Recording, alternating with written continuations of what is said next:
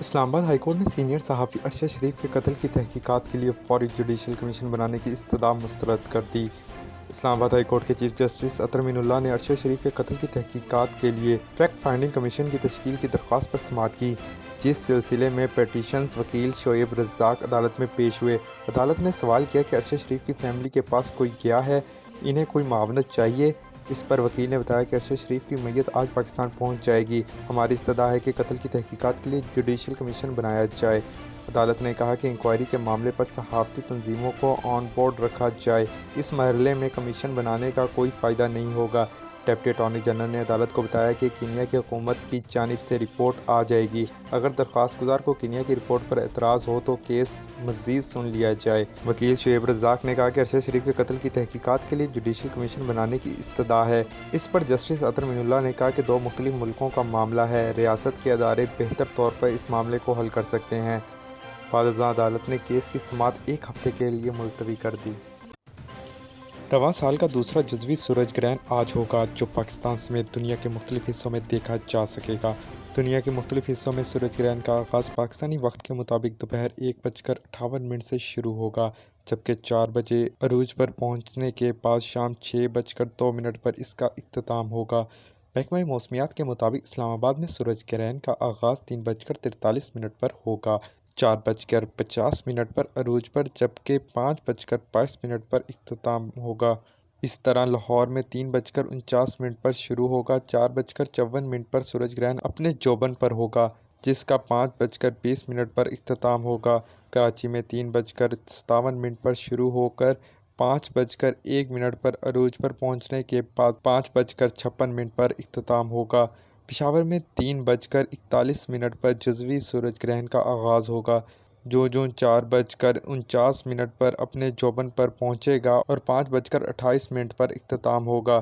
کوئٹہ میں جزوی سورج گرہن 3:44 پر شروع ہوگا اور 4:53 پر اپنے عروج پر پہنچنے کے بعد 5:51 پر اختتام ہوگا۔ مکمل سورج گرہن ایک علاقے میں تقریباً 370 سال بعد دوبارہ آ سکتا ہے، البتہ جزوی سورج گرہن کو سال میں کئی دفعہ دیکھا جا سکتا ہے۔ کینیا کے مقامی میڈیا نے سینئر صحافی ارشد شریف کی موت پر سوالات اٹھا دیے۔ مقامی میڈیا نے سوال اٹھایا کہ کیا کینیا پولیس نے ارشد شریف کی گاڑی روکنے کی کوشش کی؟ کیا کار سواروں نے حکم ماننے سے انکار کیا؟ اگر کار سواروں نے پولیس پر فائرنگ نہیں کی تو پولیس نے نشانہ کیوں بنایا؟ میڈیا نے سوال اٹھایا کہ گاڑی کے ٹائروں کو ناکارہ کیوں نہ بنایا گیا؟ پولیس نے ڈرائیور کی بجائے مسافر کو کیوں نشانہ بنایا؟ گاڑی میں مبینہ طور پر مغوی بچے کی موجودگی پر پولیس نے فائر کیوں کھولا؟ KDG 200M اور KDG 700F میں نمبر پلیٹ والی گاڑی میں پولیس کنفیوز کیسے ہو گئی؟ چوری کی گئی گاڑی کا ماڈل اور رنگ کیا تھا؟ واضح رہے کہ ارشد شریف کو اتوار کی رات نیروبی میں شناخت میں غلطی پر پولیس نے سر پر گولی مار کر ہلاک کیا تھا۔ پولیس نے ارشد شریف کی ہلاکت کو شناختی غلطی کا نتیجہ قرار دیا تھا۔ Social media application WhatsApp Pakistan, Bharat, امریکہ سمیت دنیا بھر میں بحال ہونا شروع ہو گئی۔ Social media application WhatsApp کی سروسز 2 گھنٹے معطل رہنے کے بعد بحال ہو گئیں، جس کے بعد صارفین کے ایک دوسرے سے رابطے بحال ہو گئے۔ واٹس ایپ سروسز معطل ہونے کی وجہ سے بیشتر اداروں میں کام رک گیا تھا۔ واٹس ایپ دنیا بھر میں ڈاؤن ہونے کے بعد social media website Twitter پر فوری ٹرینڈ کر گیا تھا اور چند لمحوں میں ہی ٹاپ ٹرینڈ بن گیا۔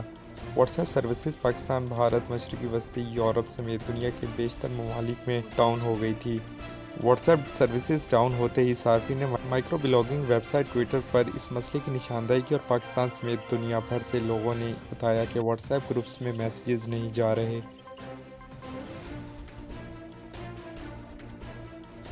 وہ نام لے لے کے ان کو پکار رہے تھے اور جیسے تلاش میں تھے، اور پھر جس طرح ان کو اٹھا کر پولیس وین میں گھسیٹ کر پھینکا گیا، اور پھر جب پولیس اسٹیشن لے گئے ان کے گلے میں ایک پلاکارڈ ڈال کر جس طرح تصویریں کھنچائی گئیں، یہ بالکل نامناسب ہے اور کوئی مہذب معاشرہ اس کی اجازت نہیں دے سکتا اور نہیں دے گا۔ آج ہم سپریم کورٹ کے سامنے کیوں کھڑے ہیں؟ سپریم کورٹ ایک سمبل ہے قانون کی حکمرانی کا، رول آف لا کا ایک سمبل ہے۔ सुप्रीम कोर्ट बेबस तबकात अपनी आवाज़ उठाने आते हैं, चाहे वो सहाफ़ी हो, चाहे वो एक बेबस शहरी हो, चाहे वो एक बेबस पार्लियामेंटेरियन हो, चाहे वो साले मोहम्मद हो, चाहे वो आज़म स्वाति हो। वो इसलिए यहाँ आते हैं कि हमें यहाँ इंसाफ की तवक्को है, और हम समझते हैं कि आज जहाँ फस्तायत का बोलबाला हो, वहाँ ये एक ही इदारा है जिससे कि आम शहरी को, आम पाकिस्तानी को तहफ़्फ़ुज़ मिल सकता है। आईजी इस्लामाबाद का जो रवैया पूरी कौम ने देखा वो आपके सामने है। 25 मई को इसी शहर इस्लामाबाद में निहत्ते शहरियों पे जो कुछ किया गया पूरी कौम के सामने है।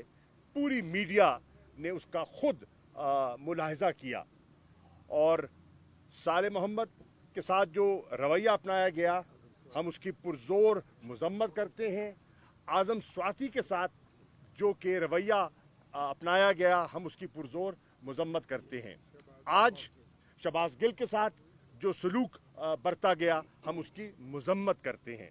आज हमारा इजलास हुआ और उसमें फ़ैसला हुआ है कि हम अपने एहतजाज रिकॉर्ड करवाने के साथ साथ इस्लामाबाद हाई कोर्ट में एक पिटिशन भी लेकर जा रहे हैं, और हमारे वकला जो हैं उस पिटिशन को उन्हें तकरीबन तैयार कर लिया है, और उम्मीद है कि कल हम वो अपनी पिटिशन वहाँ दाखिल कर देंगे।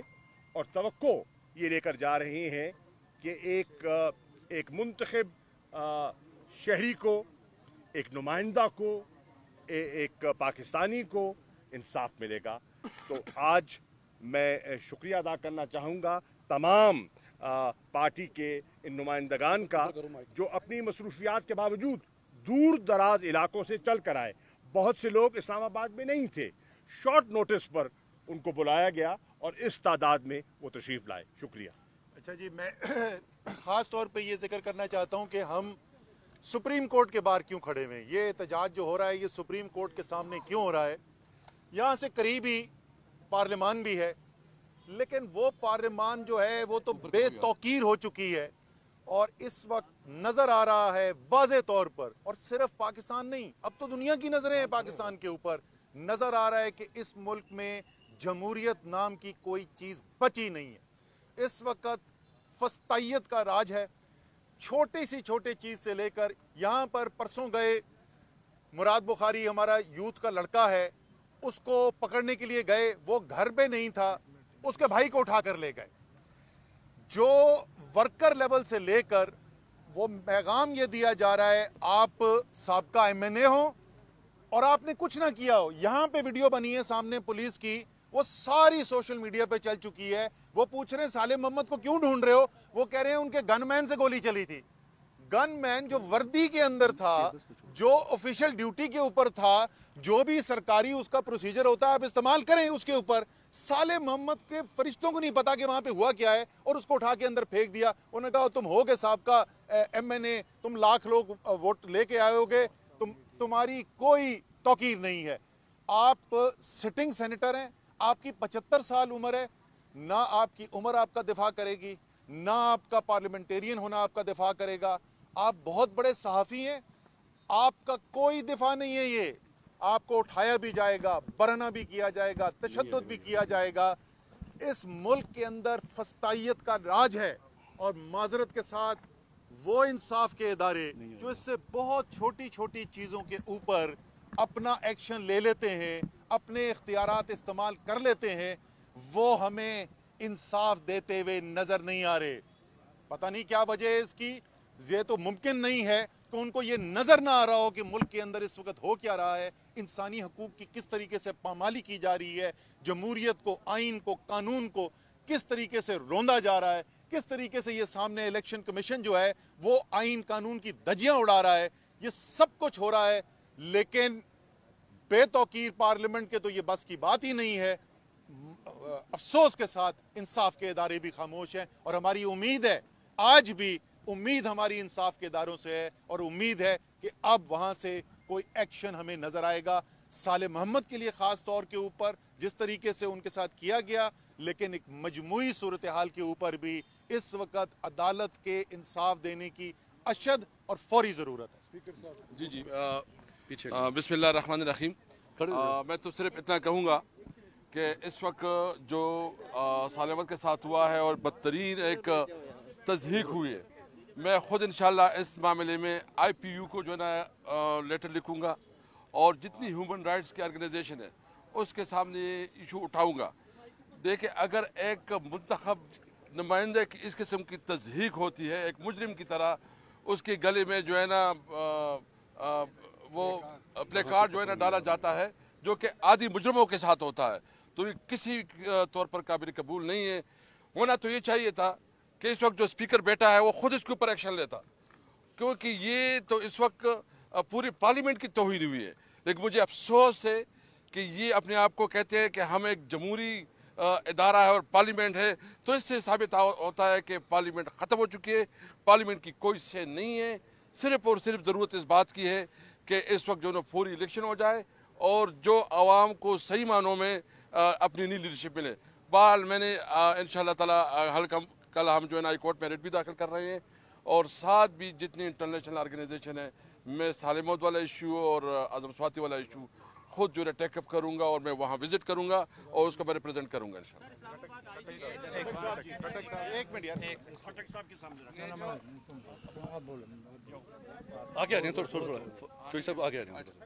اچھا جی، پہلی بات تو یہ ہے کہ یہ جس طرح آگے سیکرٹری جنرل صاحب نے کہا کہ ہم پارلیمنٹ کے سامنے کیوں نہیں ہیں اور سپریم کورٹ کے سامنے کیوں ہیں، اس کی وجہ یہ ہے کہ پارلیمنٹ تو صرف فاتحہ خوانی کا ایک مرکز بن گیا ہے، بندہ مر جائے فاتحہ کر لو، اللہ اللہ خیر صلی اللہ، اور اس لیے ہم سپریم کورٹ کے سامنے ہیں۔ پہ در پہ جو واقعات ہو رہے ہیں، ہم یہ سارے ادارے ہم نے اپنے ٹیکس سے قائم کیے ہیں کہ اپنے اپنے فرائض سر انجام دیں۔ یہ جس طریقے سے یہاں پاکستان میں ہم نے دیکھا ہے کہ انصاف دفن کر دیا گیا ہے، ارشد شریف جیسا بڑا صحافی شہید ہوا ہے، کینیا کا میڈیا ہمیں بتا رہا ہے وہاں پہ کیا ہوا، پاکستانی میڈیا پہ سینسرشپ لگی ہوئی ہے۔ ہمیں جو ہمارے اعظم سواتی صاحب 75 سال کا بزرگ سینیٹر، اس کو ننگا کیا جاتا ہے، وہ سپریم کورٹ کے سیڑھیوں کے سامنے کھڑے ہو کے کہہ رہا ہے میرے ساتھ ظلم ہوا ہے اور میں اصل میں، وہ کہتے ہیں اندر سے میں مر گیا ہوں، کسی کے سر پہ جوں نہیں رنگی۔ اس سے پہلے شہباز گل کے ساتھ جو ہوا، کسی کے سر پہ جوں نہیں رنگی۔ صالح محمد، یہ جو سارے آج ہمارے ایم این اے بالخصوص جس مقصد کے لیے ہیں، صالح محمد جیسا شریف آدمی، آپ کو دشمن بھی اس کی شرافت کی گواہی دیں گے، اس کو اٹھا کے جس تذلیل کرنے کے لیے صرف تصویریں جاری کی گئیں۔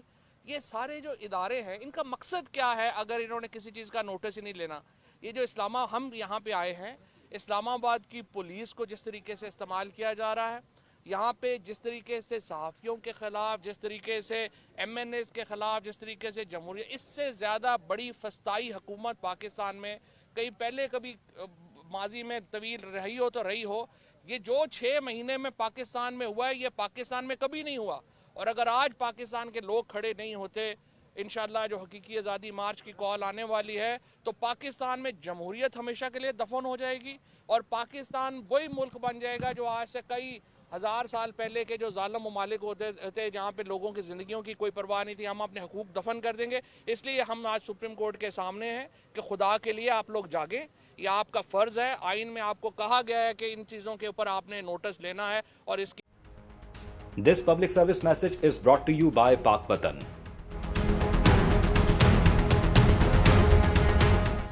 وزیر اعظم شہباز شریف نے ملک کے مختلف حصوں میں شدید بارشوں کے نتیجے میں آنے والے سیلاب سے متاثرہ افراد کے لیے امدادی فنڈ قائم کر دیا۔